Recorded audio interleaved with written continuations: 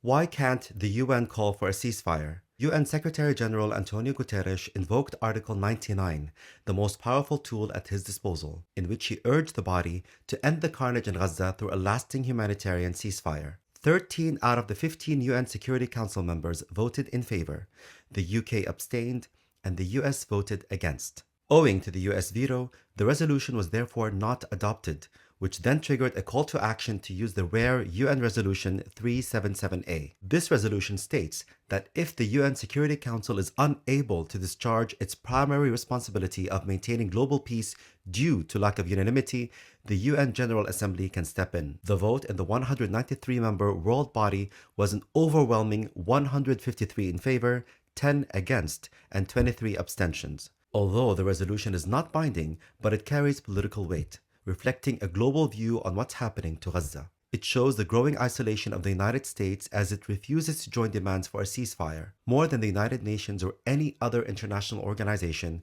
the United States is seen as the only entity capable of persuading Israel to accept a ceasefire as its closest ally and biggest supplier of weaponry. President Joe Biden warned that Israel was losing international support because of its indiscriminate bombing of Gaza, speaking out in unusually strong language as the United Nations neared a vote on demanding a ceasefire in the Israel-Hamas war. The world is witnessing a UN system gridlocked by great power competition and geopolitical interests. The United Nations at the core was designed to prevent conflict between states and preserve stability through sovereignty. Yet those who designed the system also gave themselves the ultimate trump card, veto power for the permanent 5 members of the United Nations Security Council. This decision cemented the role of great power politics in the UN system, carving out a space for the most powerful countries in the world to dictate international politics in their favor. As such, each permanent member has yielded the veto to disastrous effect. In the case of Palestine and Israel, the United States has consistently been on the wrong side of the rules-based international order.